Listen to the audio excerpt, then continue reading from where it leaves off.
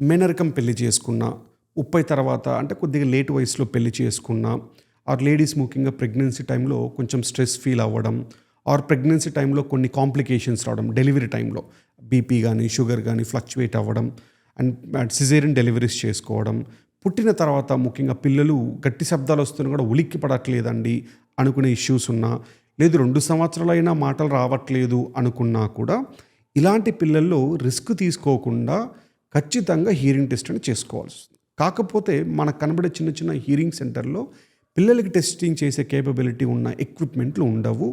So అవి పనికి రావు. And దురదృష్టవశాత్తు మన ఆంధ్రప్రదేశ్లో ఎక్కువ సెంటర్స్లో మంచి టెస్టింగ్ సెంటర్స్ అనేవి లేవు.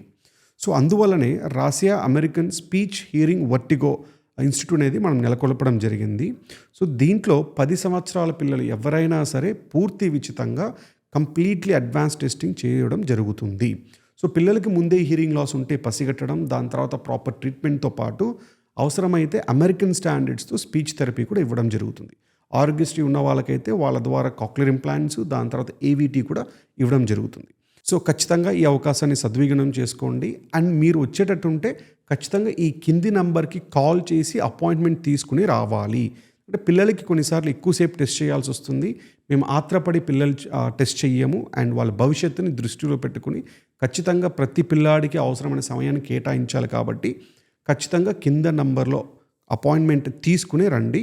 మీకు తెలిసిన వారికి పిల్లలకి ఇలాంటి సమస్యలు ఉన్నాయని అనిపించినా వాళ్ళతో షేర్ చేసి వాళ్ళ పిల్లల భవిష్యత్తు డెవలప్ చేసుకోవడానికి మీ వంతు సాయం చేయండి. Thank you.